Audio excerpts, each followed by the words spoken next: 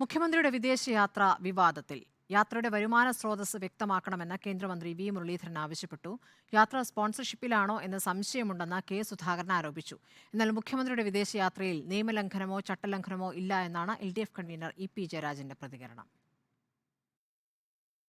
മുഖ്യമന്ത്രിയുടെ വിദേശയാത്രയ്ക്കെതിരെ ഗുരുതര ആരോപണങ്ങൾ ഉന്നയിച്ചാണ് പ്രതിപക്ഷം രംഗത്തെത്തിയിരിക്കുന്നത്. കേരളത്തിൽ 20 സീറ്റിലും LDF തോൽക്കുന്നത് കാണാതിരിക്കാനാണ് മുഖ്യമന്ത്രി ഒളിച്ചോടുന്നതെന്ന് കെ സുധാകരൻ. യാത്ര സ്പോൺസർഷിപ്പിലാണെന്ന് സംശയിക്കുന്നതായും ആരോപണം. സർക്കാരിന്റെ പൈസയാണോ, സ്പോൺസർഷിപ്പാണോ, എങ്ങനെയാ പോയത് വന്നിരിക്കുന്നത് ഒന്നും ആർക്കും അറിയില്ല.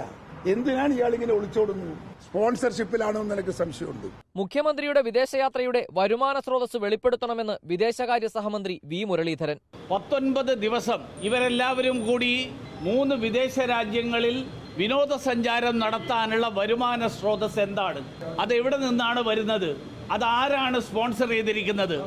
ആ സ്പോൺസർ ചെയ്ത ആരാണ് എന്ന് അദ്ദേഹം ഒന്ന് വ്യക്തമാക്കിയാൽ കൊള്ളാം. മുഖ്യമന്ത്രിയുടെ വിദേശയാത്രയിൽ നിയമലംഘനമോ ചട്ടലംഘനമോ നടന്നിട്ടില്ലെന്ന് LDF കൺവീനർ ഇ.പി. ജയരാജൻ. സ്റ്റേറ്റിന്റെ തലവൻ അദ്ദേഹം ഒരു നിയമലംഘനങ്ങളോ ചട്ടലംഘനങ്ങളോ ഉണ്ടാക്കിയിട്ടില്ല.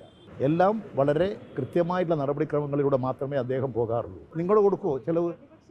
അതെന്തിനാണ് നിങ്ങളിപ്പോൾ അന്വേഷിക്കുന്നത്? അദ്ദേഹം പോയിട്ട് വരട്ടെ. അതിനാ നിങ്ങൾ ചോദിക്കുന്ന ആരാ സ്പോൺസർ ചെയ്യുന്നത്? എല്ലാ കാര്യം നിങ്ങളോട് പറയണോ? രാജ്യം പ്രചരണച്ചൂടിൽ കത്തി നിൽക്കെ വിദേശയാത്ര നടത്തുന്നത് ഇന്ത്യ സഖ്യത്തിന് വോട്ട് തേടാനുള്ള മുഖ്യമന്ത്രിയുടെ രാഷ്ട്രീയ പരിമിതി കൊണ്ടാണെന്നാണ് പ്രതിപക്ഷ വിമർശനം. റിപ്പോർട്ടർ, കൊച്ചി.